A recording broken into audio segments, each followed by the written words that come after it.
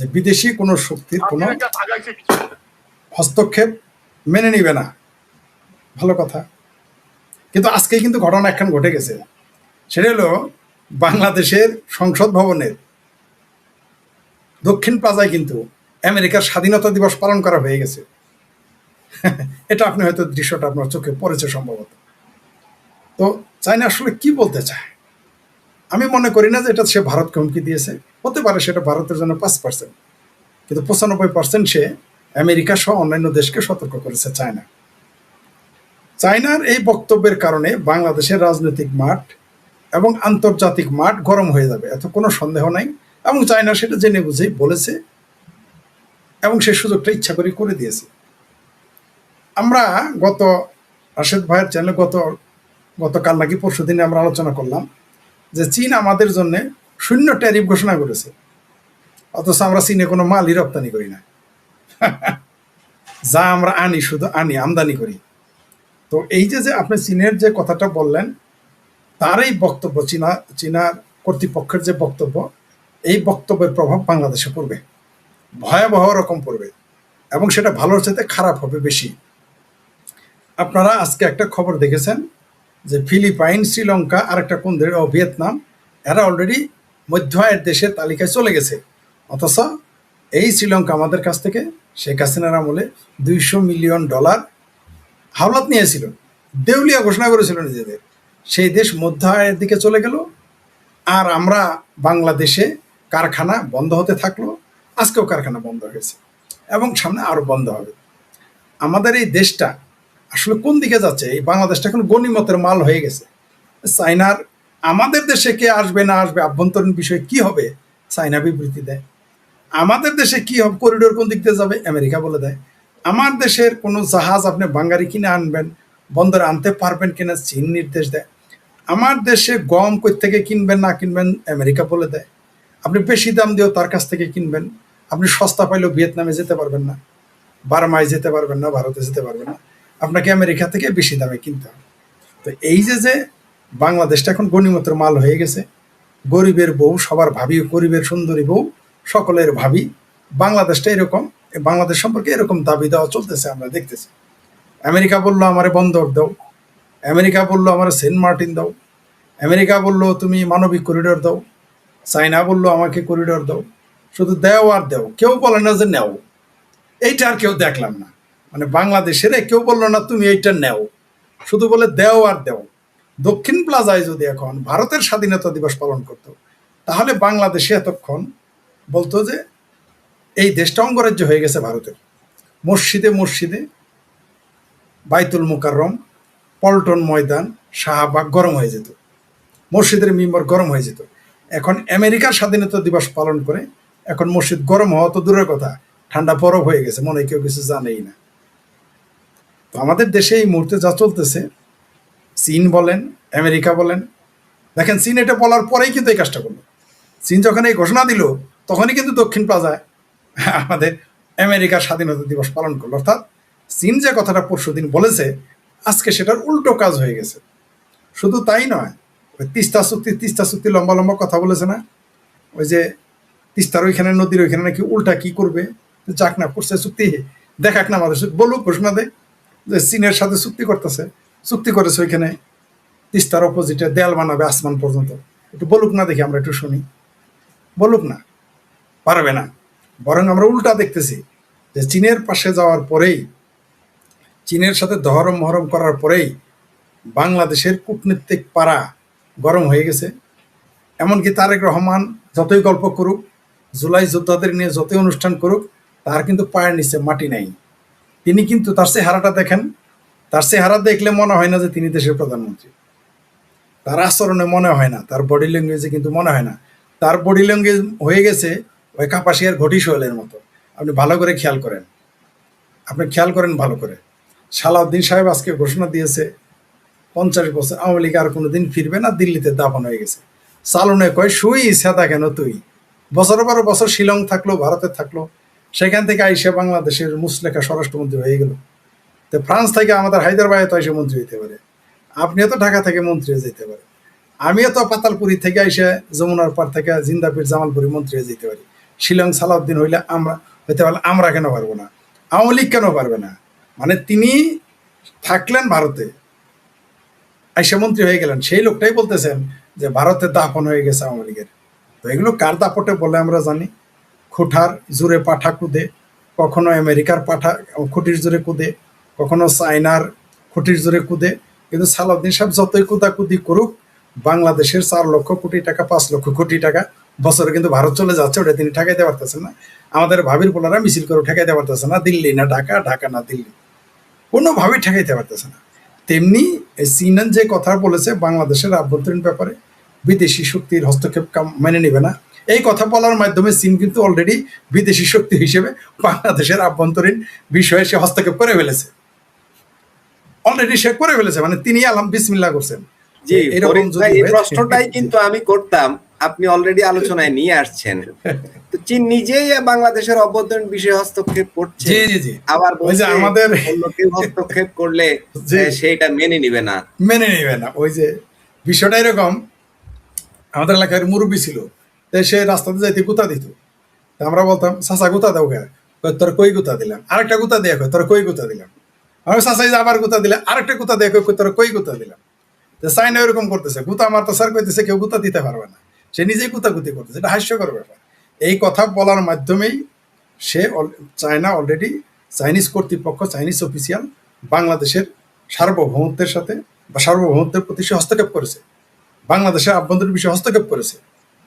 এগুলো বললে তো হবে না, বরং এখন এই কথার কারণে মানে ওই যে কয় পাগলা নৌকা যেন ডুবাস, এখন যে সমস্ত বিদেশি শক্তিগুলো বাংলাদেশে হস্তক্ষেপ করার কথা ছিল, তারা এখন তার মতো প্রকাশ্যে চলে আসবে। তার প্রমাণ আপনি দেখতে পেলেন আজকে দক্ষিণ প্লাজায় মার্শাল্লাহ জামাত বিএনপি মিলে আমেরিকার স্বাধীনতা 250তম নাকি কততম স্বাধীনতা দিবস পালন করতেছে। আমার খুব হাসি আসছে, খুব মজা লাগলো।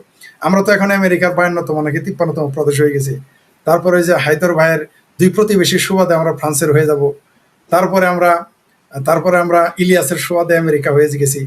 তারপরে আমরা আমার ভাবির পোলাদের জন্য কখনো তুরস্ক হয়ে যাব, কখনো পাকিস্তান হয়ে যাব, শুধু বাংলাদেশটা থাকবো না। এই হচ্ছে সমস্যাটা। জি, ধন্যবাদ।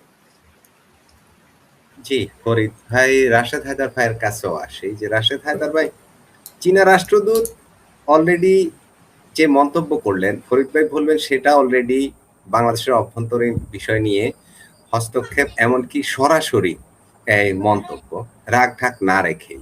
এর আগেও মার্কিন রাষ্ট্রদূতও কিন্তু একটা কথা বলেছিলেন বেফাস, তিনি বলেছিলেন যে বাংলাদেশে চায়নার যে প্রভাব আছে সেটা মোকাবেলা করার জন্য তিনি এখানে কাজ করবেন। এই গেল কথা। এখন চীন যে কথাটা বললো, এই কথাটা কি মার্কিন যুক্তরাষ্ট্রকে বললো, নাকি ভারতকে বললো, নাকি দুদেশকেই বললো? এর পরিণতি কি? রাশেদ হায়দার। ধন্যবাদ মাসুদ ভাই, ধন্যবাদ আমার প্রিয় শেখ ফরিদ ভাই। ফরিদ ভাই, ওই যে ট্যাক্সির মধ্যে লেখা দেখছেন না যে আমি ছোট, আমাকে মেরো না? দেখেন ভাই, আমি আপনাদের দুজনের চেয়ে ছোট। দেখেন মাসুদ ভাই লম্বা, আপনি লম্বা, আমি একটু বাইকটা, কিন্তু আমি ছোট, আমাকে মেরো না ভাই। মাসুদ ভাই, আপনি যে কথাটা কইলেন, একটা গল্প দিয়েই আসলে শুরু করি। কারণ সবসময় তো ফরিদ ভাই জামালপুরি গল্প কয়, তো আমি একটু ভালো গল্প বলি। বাংলাদেশের অবস্থাটা যে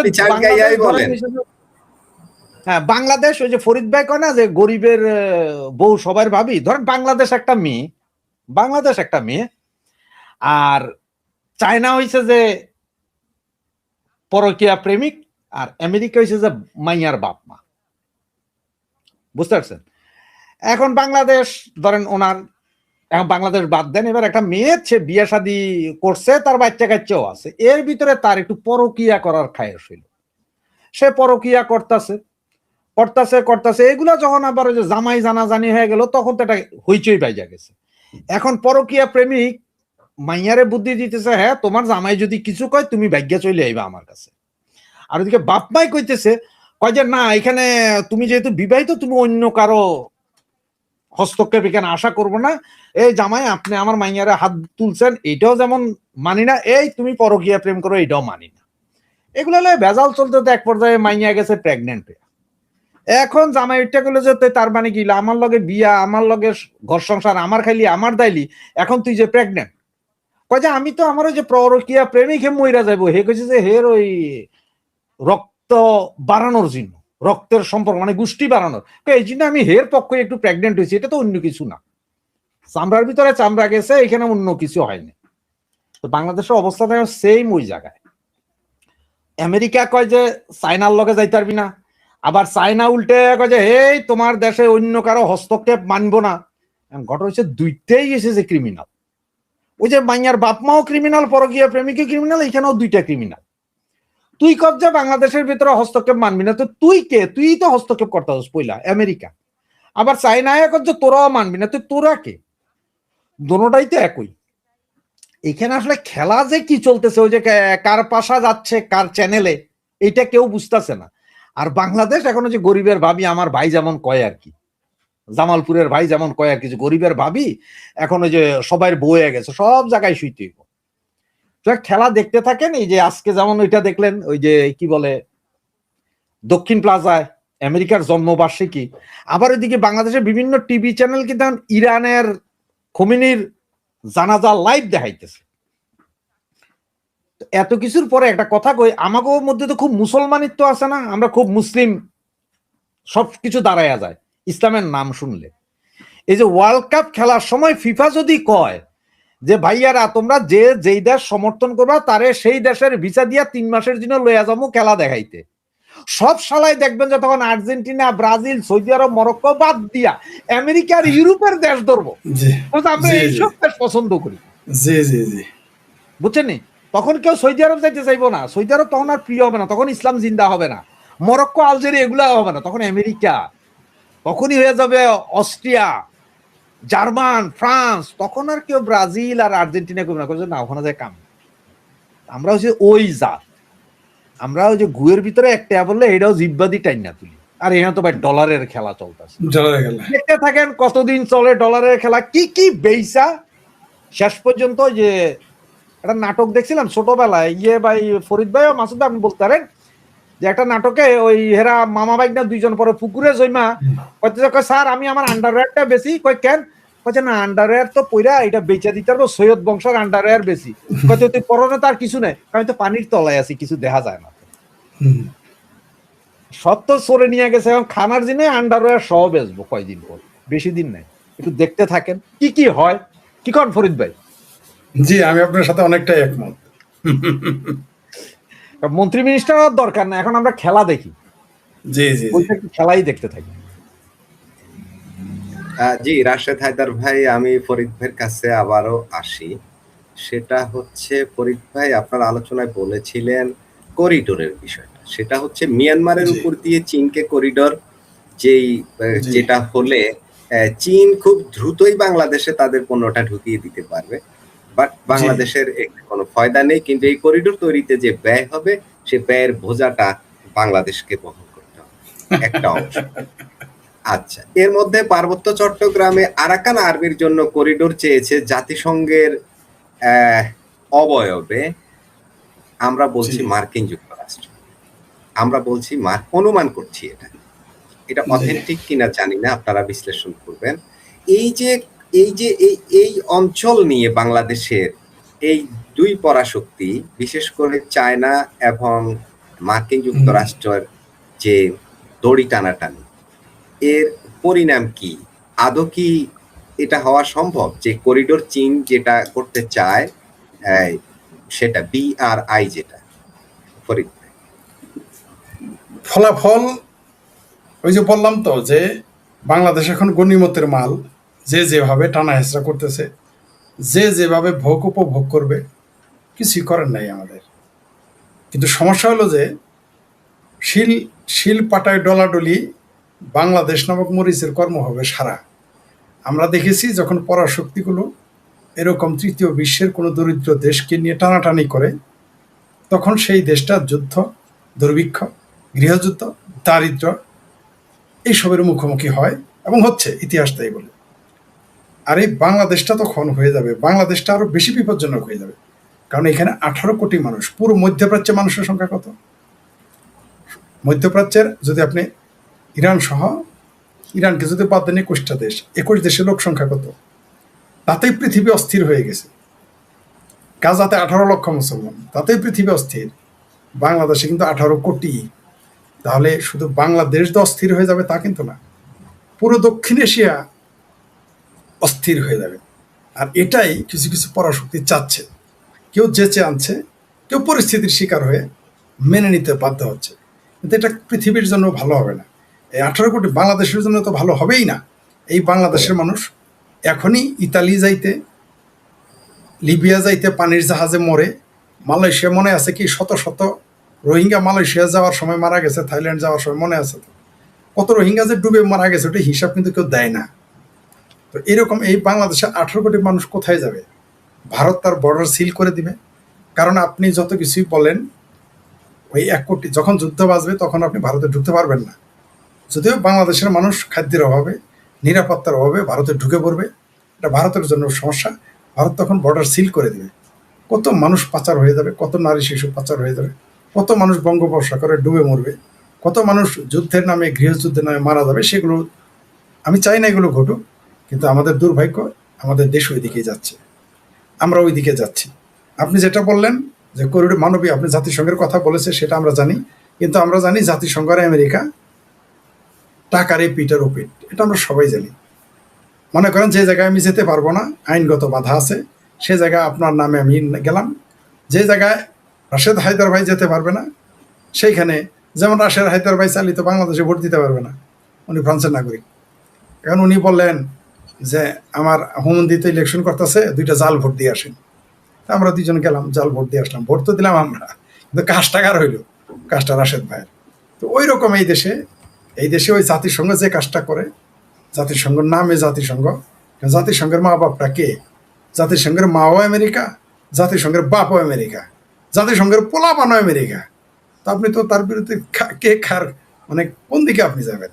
তো ওই জাতিসংঘ বলেছিল মানবিক করিডোর দিতে, এমনকি এখনো বলেছে যে যেন আরো রোহিঙ্গার জন্য জায়গা দেয়, জায়গাও চেয়েছে আমেরিকা, জাতিসংঘ চেয়েছে, জাতিসংঘের মানবাধিকার কমিশন যিনি দেখেন তিনি চেয়েছেন।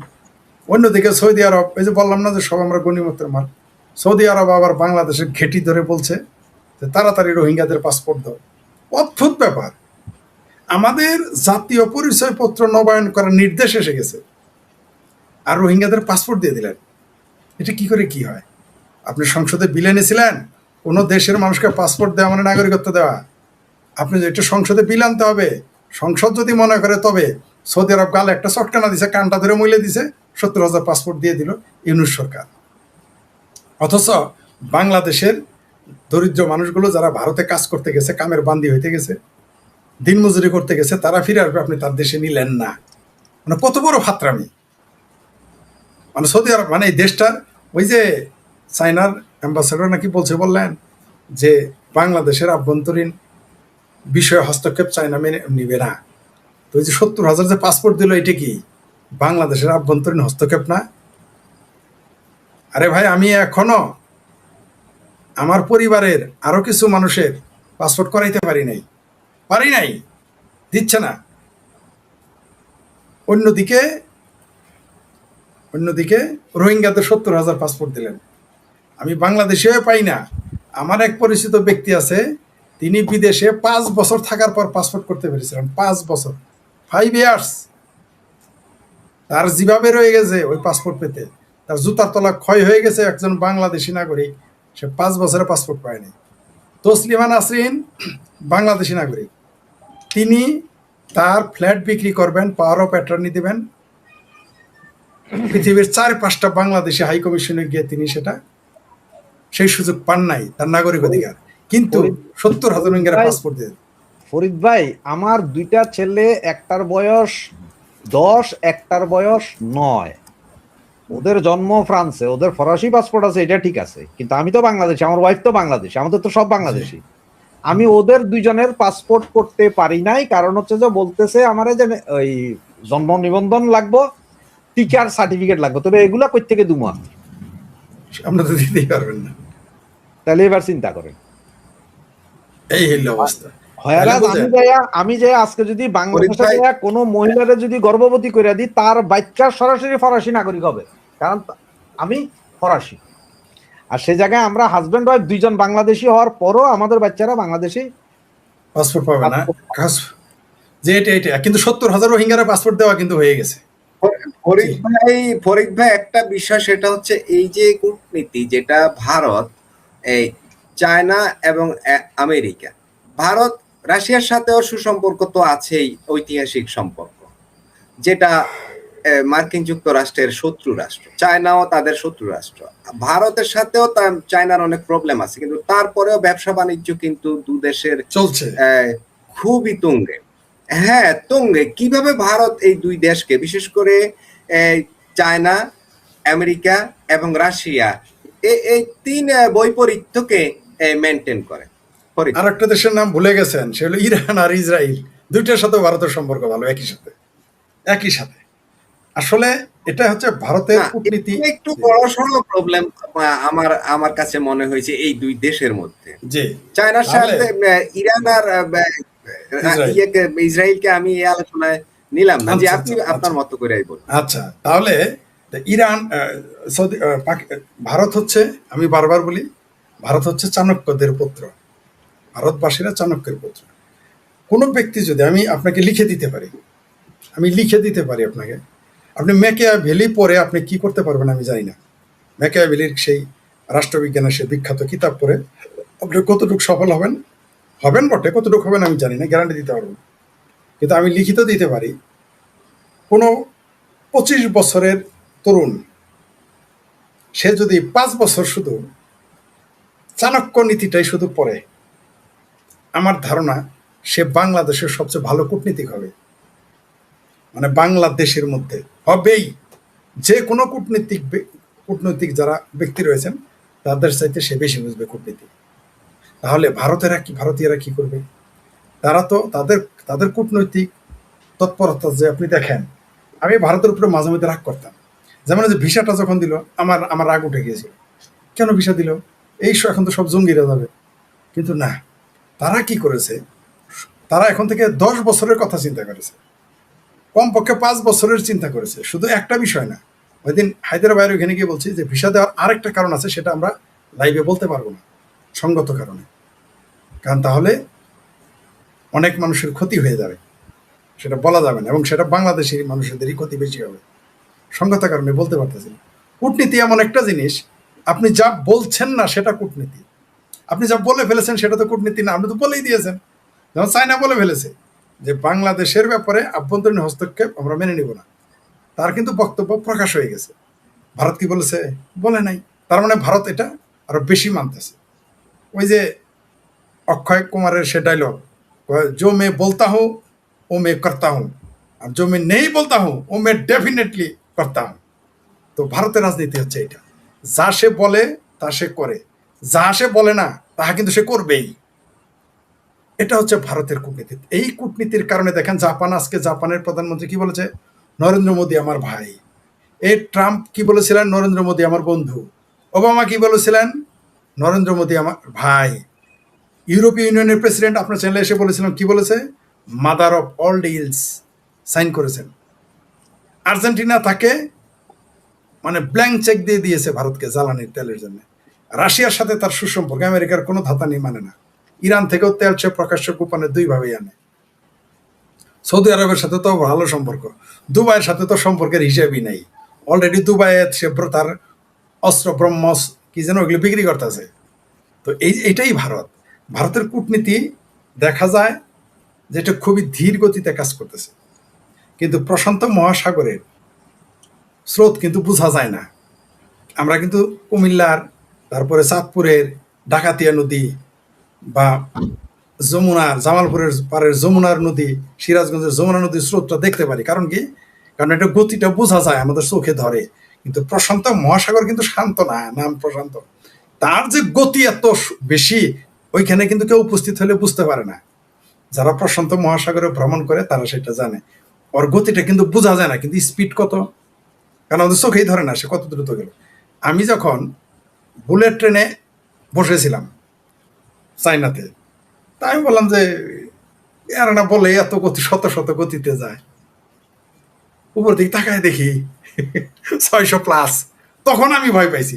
অর্থাৎ আমি আমাদের জামালপুরে যে ট্রেন চলে, যমুনা এক্সপ্রেস বা ব্রহ্মপুত্র বা অন্যান্য পদ্মাম যাই বলেন, বাংলাদেশের তিস্তা, ওইখানে ঝক্কর ঝক্কর গতি মাত্র সর্বোচ্চ 55, মানে রেলের হিসাবে 55 মাইল স্পিড। আবারও বলি, রেলের 55 সাথে কিন্তু সাধারণ মোটরসাইকেল গাড়ির মিলবে না, ওটার হিসাব আলাদা। ঠিক আছে, যেমন নটিক্যাল মাইল যেমন আলাদা, মাইল আলাদা, তেমনি রেলের গতি কিন্তু আলাদা। রেলের 55 মানে অন্যরকম। রেল কিন্তু 55-এর উপরে চলবে না, তাও আপে আপে, ডাউনে না। কারণ এটা কেমনে জানি, কারণ আমার বাসা ঘরটা হলো লোকো রানিং রুম, মানে জংশনের পাশেই, মানে যেখানে রেলের ইঞ্জিন ঠিক করে। তো আমরা সারা ছোটবেলা, আমাদের বয়স যখন 10 বছর, তখন থেকে আমরা রেলের মানে ওই হ্যান্ডেল ধরে লড়াচড়া করি। আমরা ওইখানে, আমি একা না, আমাদের মতো বয়সী যারা ছোট ছিল তারা কিন্তু, আমরা 14 বছর বয়সে আমরা রেলগাড়ি চালানো শিখছি, যখন সাইকেল চালানো শিখি নাই। এটা কিন্তু গল্প করি না, এটা সত্য। এটা বাংলাদেশের যত লোকোশেড আসে, সেটা সৈয়দপুর হোক, ময়মনসিংহ হোক, জামালপুর হোক, সরিষাবাড়ি হোক, যারা লোকোশেডের পাশে থাকে তারা এটা সবাই পারে। আমরা ওই রেলের ইঞ্জিন ঘুরাইতে ঘুরাইতে আমরা রেলগাড়ি চালানো শিখে গিয়েছিলাম। 30 বছর পর, 20 বছর পর একবার ধরেছিলাম, তাও মোটামুটি ঠিক মতোই চালাইছিলাম। তো রেলটা, এটা উদাহরণ কেন দিলাম? চাণক্য নীতির কথা। চাণক্য নীতিতে আবার ফিরে যাই। এরা সব সময় দেখবেন ধীর স্থির কাজ করে, ধীর স্থির কাজ করে। আপনি যত কিছুই বলেন, তাদের চাণক্য নীতি, তাদেরকে আপনি রাগ করতে পারেন। আমি বলেছিলাম যে কেন ভিসা দিল, পরে দেখি না, তাদের বছরে 5 লক্ষ কোটি টাকা। এই চোখে দেখা এটা কে স্যারে বলেন তো? 5 লাখ কোটি টাকা। বাংলাদেশ কার কোনো দেশ থেকে 5 লাখ কোটি টাকা আয় করতে পারবে? বাংলাদেশ 20টা দেশে থেকে 5 লক্ষ কোটি টাকা আয় করতে পারবে? শুধু এক বাংলাদেশের ভিসা দিলে যদি 5 লক্ষ কোটি টাকা আয় হয়, হায়দর ভাই আমার যতই গালি দেখ, তার পোলা যদি আমার ভাড়ায় এসে প্রতিদিন মোটামুটি 50,000 টাকা বিল করে, হায়দর ভাই আমার গালি দিলে কি?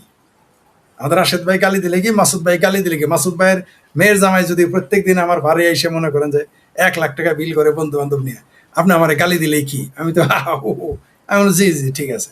যেন দেখেন না, মৌলবী সাহেবদের আপনি যত লিল্লাঘর বলেন, সে কিন্তু রাগ করে না। রাগ করে যারা সাদা তুলতে যায়, মৌলবীদের মানুষ কিন্তু গালিও দেয়, তারপরেও তারা কিন্তু সাদা তুলে। কেন তুলে?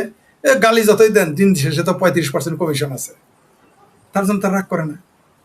এই যে ভিক্ষুকদের যে আপনি ভেসকি দেন, গালি দেন, ওরা কি রাগ করে? রাগ করে না।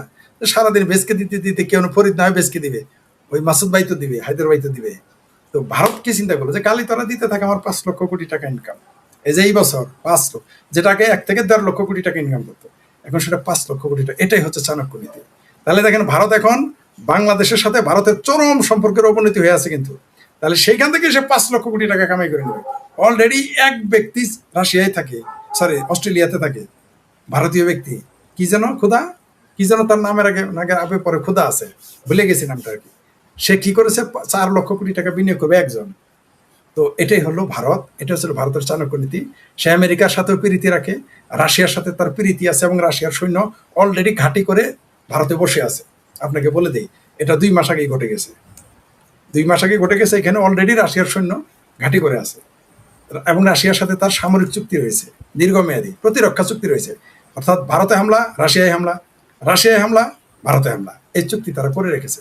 এটা কিন্তু পাকিস্তান সৌদি আরবের চুক্তি না, যে সৌদি আরবে যখন হামলা করবো, পাকিস্তানে যখন হামলা করবো, সৌদি আরব আসবে না, কিন্তু সৌদি আরবে হামলা করে পাকিস্তানকে যা কামলা দিতে হবে, এরকম চুক্তি না। কিন্তু সত্যি সত্যি যদি আপনি ভারত হামলা করেন, রাশিয়া তার নিজের উপর হামলা করবে, হামলা মেনে নেবে। তেমনি রাশিয়ার উপর হামলাটা ভারতের উপর হামলা মনে করা হবে। সেই চুক্তি তারা, আবার আমেরিকার সাথেও বাণিজ্য চুক্তি আছে, ইউরোপীয় ইউনিয়নের সাথেও আছে, ইরানের সাথেও আছে, ইসরায়েলের সাথেও আছে। বাংলাদেশের শুধু পাকিস্তান ছাড়া সবার, আবার পাকিস্তানের উপরে তার চাণক্য নীতি আলাদা। পাকিস্তানের সাথে কোনো সম্পর্কই রাখে নেই, অথচ পাকিস্তান কিন্তু প্রতিদিন গালি দেয় না। ভারত বাংলাদেশ যেভাবে একেবারে ভাবির পোলারা হাঁপানি রোগী সেও ভারত ভেঙে ফেলবে। আবার দেখি এটা কয়ার পানি খায়, ঠিক আছে, ওইটা কইতে বলা আটকা যায়, ওটা আবার পানি খায়। এরকম হাঁপানি রোগী, রিক্সাওয়ালা, লিল্লাখোর, তারপর রিটায়ার্ড মেজর যে হাঁটতে পারে না, উষ্টা খায় পড়ে যায়, সেই লোক বলে ভারত দখল করবে। তারপরে ভারত কিছু বলছে বাংলাদেশ নিয়ে? বলে নাই। রপ্তানি বন্ধ করে নাই, আমদানি বন্ধ করে নাই, বরং আরো ভিসা দিয়ে দিছে। কিন্তু পাকিস্তান কিন্তু এখানে এয়ার টাইট, আকাশ পর্যন্ত নেই, এয়ার টাইট করে দিছে, সব বন্ধ। তাদের নীতি কিন্তু এক একজনের সাথে এক এক রকম। তো আপনি যদি ভারতের কূটনীতিকে, আমি যে বললাম, যেটা আবার বলতে চাই, যে চাণক্য নীতি কেউ যদি শুধু পড়ে, কিছুটা আমাকে দেখেও বুঝেন। আমার আগে খুব রাগ উঠতো, এখন রাগ উঠে না। যেমন কিছুদিন আগে একজন আমার নামে খুব বদনাম করতেছে, আমি জানি, মনে করেন আমার নামে আপনার কাছে বদনাম করতেছে, আপনাদের দুইজনের কাছে, আপনারা আবার আমার বলে দিতেছেন। একবার রাগ উঠেছিল যে তার বিরুদ্ধে অ্যাকশনে যাই। আমি বললাম না, সে একাই থেমে যাবে। দেখি থেমে গেছে, কি দরকার? যদি আমি তার বিরুদ্ধে অ্যাকশনে যাইতাম, তাহলে কি হইতো? আমার একটা আলাদা হেডেক, আমার পড়ালেখা নষ্ট হইতো, আমার বক্তব্য দেওয়া নষ্ট হইতো। ভাই ফরিদ ভাই, অনেক দর্শক, কিছু কিছু দর্শক আছে বলতে চাচ্ছেন যে বাংলাদেশ ভারতকে গোনায় ধরে না। আমরা সব দেশকেই গোনায় ধরি, আমার যতদূর বিশ্বাস। কোনো দেশকে গোনায় না ধরার মতো কোনো কারণ পৃথিবীর কোনো দেশ এভাবে বলতে পারে না, এমনকি খোদ মার্কিন যুক্তরাষ্ট্র এই কথা বলতে পারে না। এখন আপনার বাংলাদেশ কাছে আমি একটা প্রশ্ন করি এবং এরপর রাশেদ হায়দারের কাছে যাব। এই যে বাংলাদেশ এই এই দুদিন আগে ত্রিপুরার মুখ্যমন্ত্রী মানিক সাহাকে 500 কিলো আম পাঠিয়েছে, মানে অর্থ মেট্রিক টন।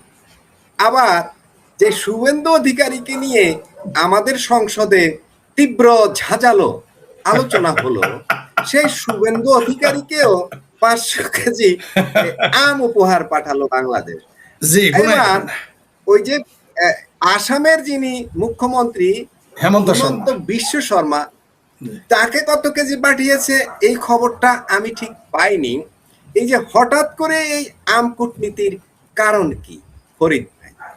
দোস্তি না ছুটে দুশ্মনী না টুটে, একটা কথা আছে না? ওই যে আওয়ামী লীগ বলেছিল যে ভারতের সাথে আমাদের স্বামী স্ত্রীর সম্পর্ক, বিরাট পাপ করছিল এই কথা। কিন্তু বিএনপি নেতা কি বলছে যে ভারতের সাথে আমাদের সেই স্বামী স্ত্রীর সম্পর্কে যাদের কোনো ডিভোর্সই হবে না। এটা আমি বলি নাই, কিন্তু যে ভাবির পোলারা লিখতেছে না ভারতের গুনাই ধরো না। এখন আপনি যদি বলেন যে এখন এখন পাড়া যদি বলে সিংহরে আমি গুনাই ধরি না, এখন পাড়া সিংহ কি করতে পারে তারা? এখন গাধা যদি বলে হাতিরে গুনাই ধরে না, হাতি তারা কি করবে? হাতি কি গাধার সাথে গিয়ে মারামারি করবে? ওইটার আপনি কি জবাব দেবেন? কেউ যদি তিতপুটি মানে তার কিনা মাছ যদি বলে রুই মাছের আমি গুনাই ধরি না, এখন কি করবে রুই মাছ বলেন? আপনার বাইসে গেছে যে রুই মাছরে বলছে যে মনে করেন 10 কেজি রুই মাছের দার কিনা মাছ একটু বলতেছে আমি তো রুই মাছের গুনাই ধরি না, এতে তোর একটা টাকি মাছের সামনে পড়লেই না ওরা সাইজ করে ফেলাইতো।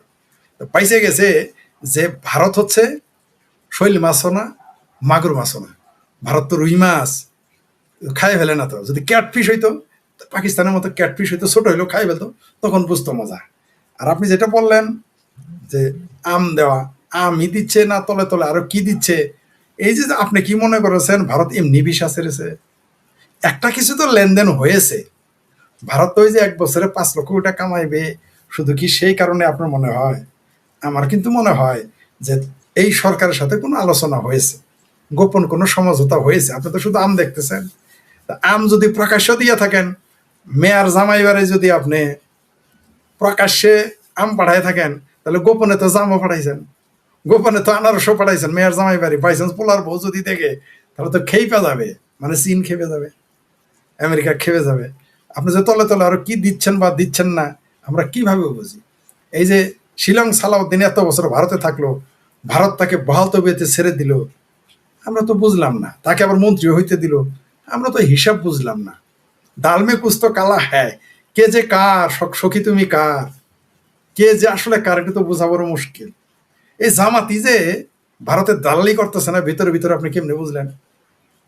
এই যে সারাদিন ইহুদিদের বিরোধিতা করে, ইসরায়েলের বিরোধিতা করে, বর্তমান সরকার যে সাবেক ভিপি নুরা, এখন প্রতিমন্ত্রী সরকারের প্রবাস কল্যাণ নাকি কি যেন মন্ত্রী, প্রবাসী শ্রম কল্যাণ মন্ত্রী, এমপি সাহেব, তে এই ভিপি নুরা, তার সাথে যে ইসরায়েলের গোয়েন্দা সংস্থার ছবি আছে, তো সে নিজেও স্বীকার করেছে।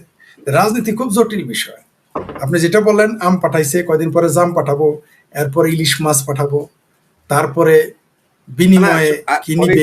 এই যে আমরা পাঠালাম, আমাদের ছবি হলো, আমাদের পত্রিকায় খবর আসলো, ভারত কি পাঠালো সেটা তো দেখলাম না। কেন ভারতকে আপনারে সরকার 15 দিন হইতে কি ডিজেল দেয় নাই? তখন যদি ভারত ডিজেল না দিত, তাহলে কি বিএনপি জামাতের এত তেল? সেটা তো ব্যবসা, আমরা কিনেছি, তারা দিয়েছে, আমাদের দরকার ছিল, আমরা কিনেছি। ভারত তো গিফট করেনি আমাদেরকে। আমরা এই যে গিফট ইলিশ পাঠাইছিলাম না আমরা, জি জি, আমরা তো শুধু গিফটই পাঠাই ভারতকে। কেন আমরা এত গিফট পাঠাতে যাই? ভারতের পক্ষ থেকে কোনো গিফট এ যাবৎকালে বাংলাদেশে এসেছে আমরা কোনো খবরে দেখেছি? আপনার কি মনে হয়? কেন গিফট দিতেছিল তো 1.5 কোটি মুসলমান অনুপ্রবেশ করে গিফট দিতেছিল, আপনারা নিলেন না? আপনারা বলেন এদের চিনেন না, আপনারা রোহিঙ্গাদের চিনেন, এদের চিনেন না, কি করবেন?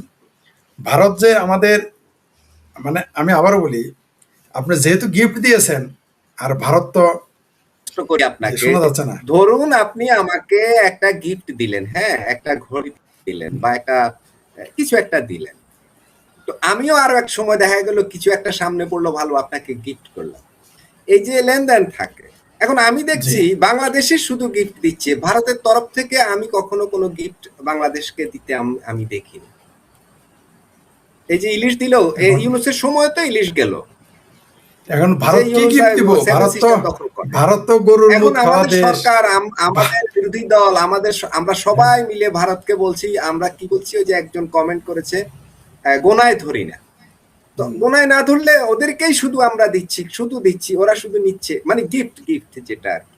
এখন গোনায় না ওরা তো ধরলে নিচ্ছে, গিফট দেয়, তারপরে আমরা এত দিচ্ছি। গোনায় না ধরাতে গিফট দেয়, গোনায় ধরলে না জানি কি হবে। এখন এই সমস্ত গণ্ডমূর্খদের ব্যাপারে কি সমালোচনা করব? কারণ হইলো এদের কাছে আমেরিকায় যে এক মৌলবি দেখলাম না, আমেরিকা দখল করবে, আমেরিকাকে প্রদেশ ঘোষণা করবে, 1 কোটি লোক নিয়ে ভারত দখল করবে। এদের কাছে তো পৃথিবীর কেউ কিছু না, এরা সব দখল করতে পারে। তো এই সমস্ত লোকদের নিয়ে আপনি কি, আর যেটা বললেন গিফট, এখন ভারত এই যে বললো না গোনায় ধরি না, কে যেন বলছে লেখলেন, এখন আমরা তো উল্টা দেখতেছি, হায়দার ভাইয়ের আমি এত গিফট পাঠাই, হায়দার ভাই কিছুই দেয় না, তার মানে কি আমার গোনায় ধরে না? তার মানে হায়দার ভাই আমার গোনায় ধরতেছে না। অনেকে আছে না, নেতার বাড়ি এই কাঁঠাল নিয়ে যায়, আম নিয়ে যায়, জাম নিয়ে যায়, জমিদার বাড়ি যায় বারান্দায় রেখে আসে, জমিদার তো ভাতা দেয় না। ভারতের কাছে আমার ওইরকম মনে কি জিজিয়া কর দিল নাকি? আমার তো উল্টা মনে হইতাছে যে হিন্দুদের কাছে জিজিয়া কর নিবে, তো দূরের কথা, জিজিয়া কর হিসেবে মানে মুসলমানেরা এখন, বাঙ্গু মুসলমানরা এখন জিজিয়া কর হিসেবে শুভেন্দু অধিকারীর কাছে আম পাঠায়, ত্রিপুরা মানিক শাহের কাছে আম পাঠায়, কয়েকদিন পরে নরেন্দ্র মোদীজির কাছে পাঠাবে, ইলিশ মাছ পাঠাবে, তাই না? এগুলো পাঠাবে। আমরা তো উল্টা দেখতেছি, তারাই আমাদের গোনায় ধরে না। তা আপনাকে গোনায় না ধরলে এখন কি করা আছে? কামলা যতই গৃহস্থর বাড়িতে জিনিস নিয়ে যাক, গৃহস্থ তো সহজে কামলার বাড়িতে কিছু নিয়ে যাবে না, এটাই স্বাভাবিক।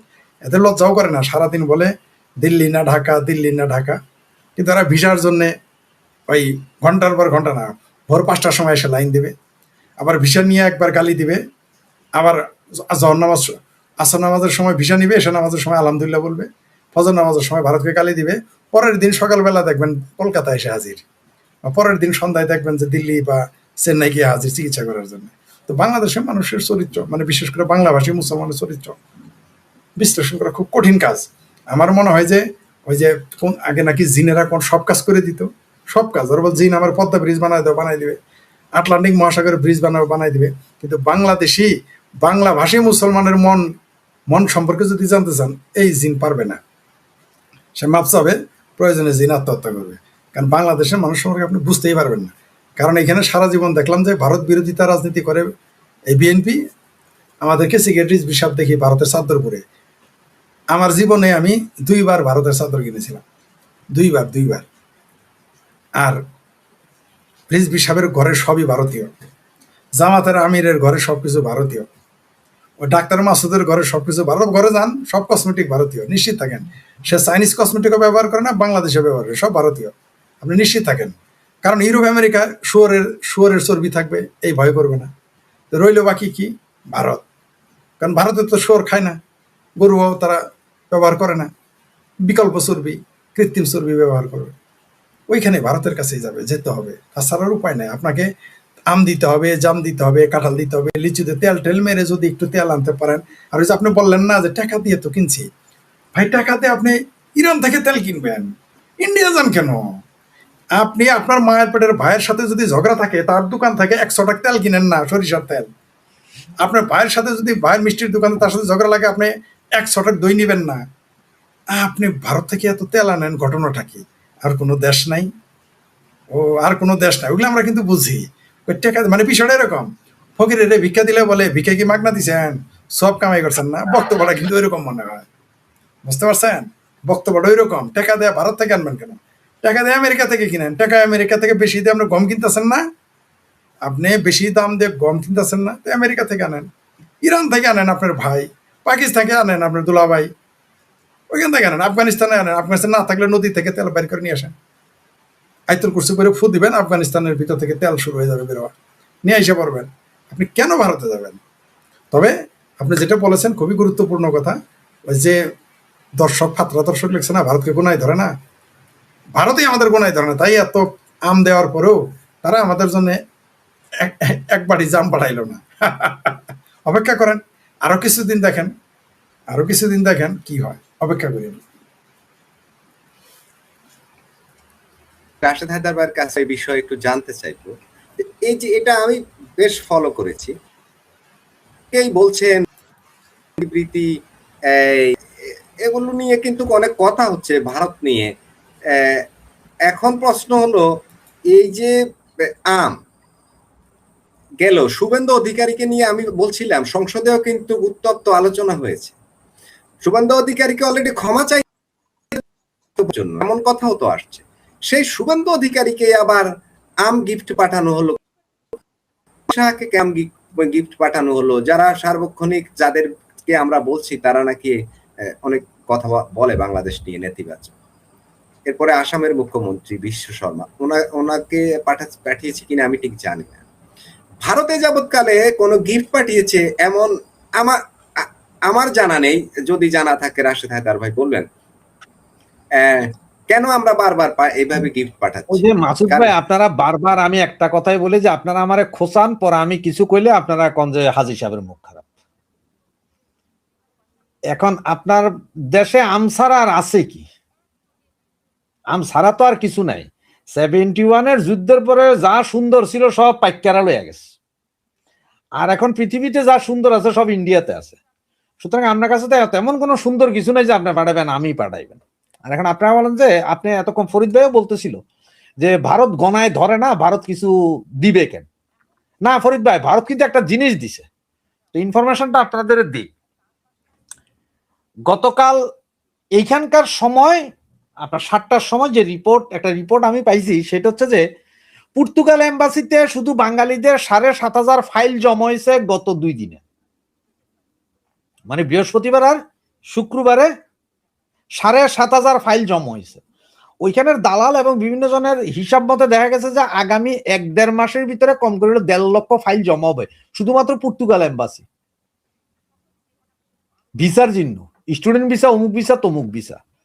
এরপরে এক লোকেরা ফোন দিলাম, দিল্লির আরাকাসান সড়কের এক হোটেল মালিক, এখানে আমি বউ আগে ছিলাম, ওর সাথে এখনো কথা হয়।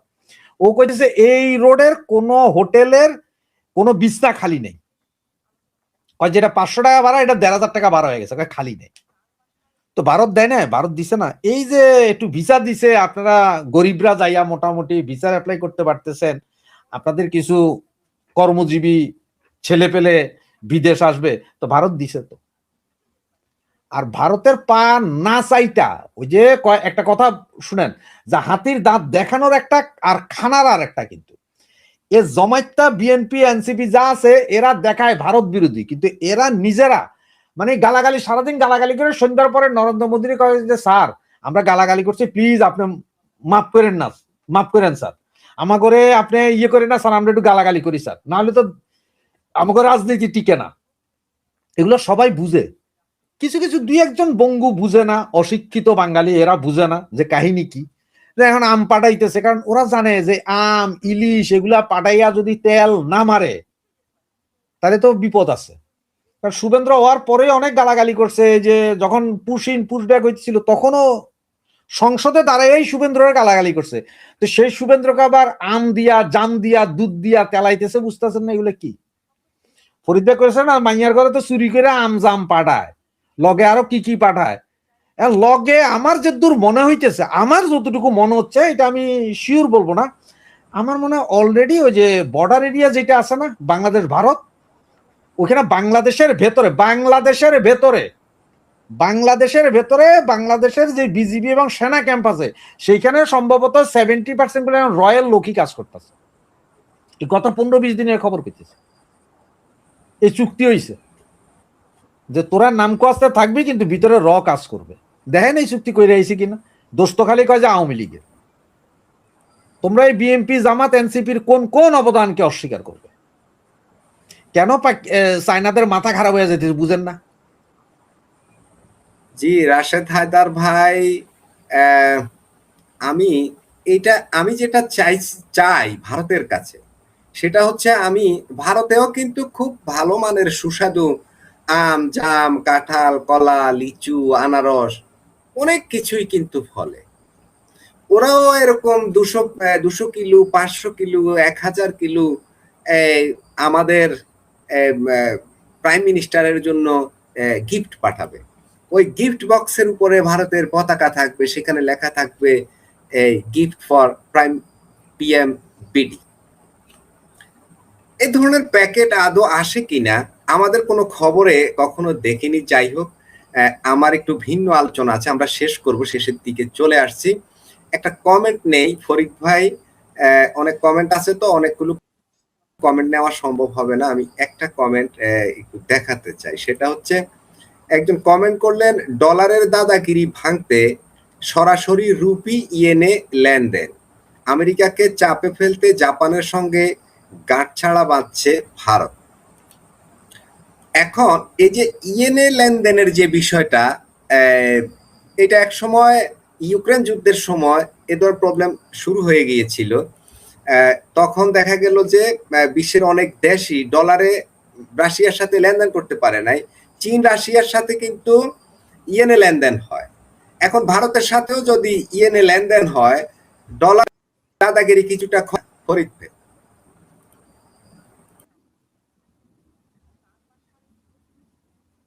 শুনেন, এগুলো হলো কথার কথা।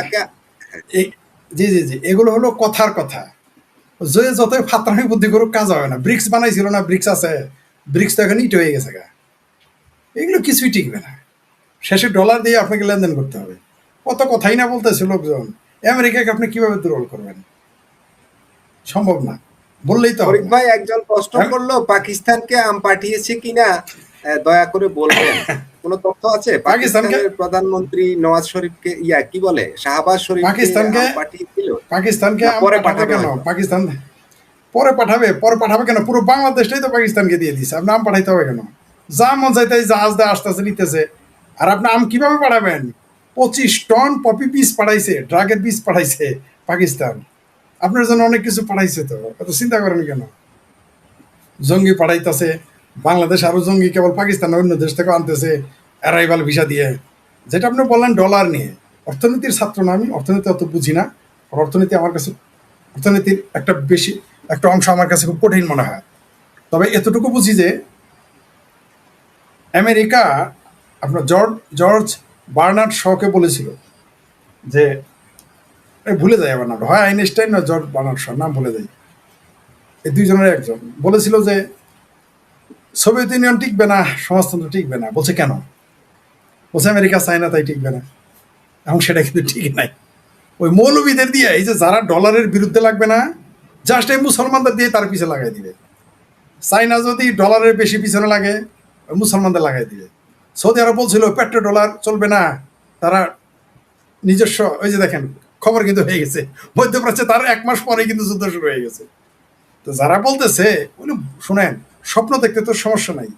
যখন কেউ সমাজতান্ত্রিক আন্দোলনে আসে তখন সে কি স্বপ্ন দেখে? সারা দুনিয়া সে সমাজতান্ত্রিক রাজনীতি, এটা তো গরিব মানুষের জন্য হয়ে যাবে, ডাক দিলে লাখ লাগলো। পরে যখন ডাক দেয় দেখে তার বউ তার সাথে নেই। বুঝতে পারছেন? তো এই যে আমেরিকার বিরুদ্ধে যারা জোট করে, যখন আমেরিকা যে এই যে ইরানের তামা বানায় ফেললো, একেবারে মনে করেন যে এইরকমই তামা বানাইছে যে বাপের জানা যায় পোলা মুস্তফা থাকতে সাহস পায় না। কি ডর টানা দেখাইছে শ্বশুর বাড়ি। যাই হোক, শুনেন, তো যাই হোক, এখন এই ইরানে